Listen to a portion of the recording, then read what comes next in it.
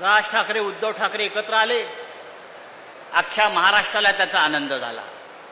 पण फक्त राज ठाकरे उद्धव ठाकरे एकत्र येऊन चालणार नाही, त्यांच्याबरोबर सगळ्या या संघटना मराठी माणसासाठी कष्टकऱ्यांसाठी काम करणारे एकत्र आल्या पाहिजे. तर या महाराष्ट्रावर मराठी माणसाचा अधिकार आणि हक्क राहील. अनेक प्रश्न या महाराष्ट्रामध्ये आहे.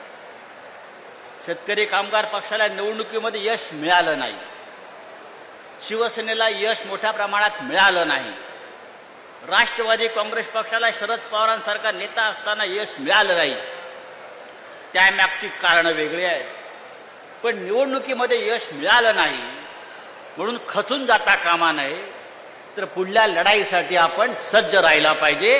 यालाच लढवय्या, या महाराष्ट्राचा लढवय्या बाणा आणि मराठी माणसाचा बाणा म्हणतात. खचून कसले जात आहे? निवडणुका आज येतील, उद्या परत जात, पण आपल्याला या महाराष्ट्राचं नेतृत्व आपल्या हातात घेण्यासाठी आपल्याला कंबर कसून उभं राहावं लागेल. आणि आजच्या या मेळाव्याचं, शेतकरी कामगार पक्षाच्या मेळाव्याचं महत्त्व हेच आहे.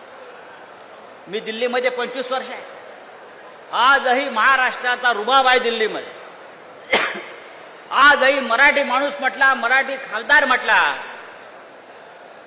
की लोक दचकतात. याचं कारण हा महाराष्ट्र स्वाभिमानी आहे. हा महाराष्ट्र कधी झुकला नाही, हा महाराष्ट्र कधी वाकला नाही. आणि खास करून जे रायगड जिल्ह्यातून आलेले हे कार्यकर्ते आहेत, त्यांना माहिती आहे रायगड जिल्हा म्हणजे काय.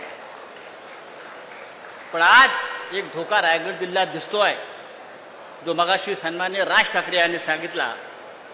जसे उद्योग वाढत आहेत, औद्योगिकरण होत आहे, तसा आपला शेतकऱ्याची पिछेहाट होते. कामगार वर्ग बाहेरून येतो, मराठी संस्कृतीवरती आक्रमण होत आहे. यासाठी शेतकरी कामगार पक्षानं पुढाकार घेतला पाहिजे. मी जयंतरावांना सांगेन, जयंत भाईंना. आता isakal.com आहे देशातील नंबर 1 ची मराठी न्यूज वेबसाईट. प्रत्येक अपडेटसाठी isakal.com ला नक्की भेट द्या.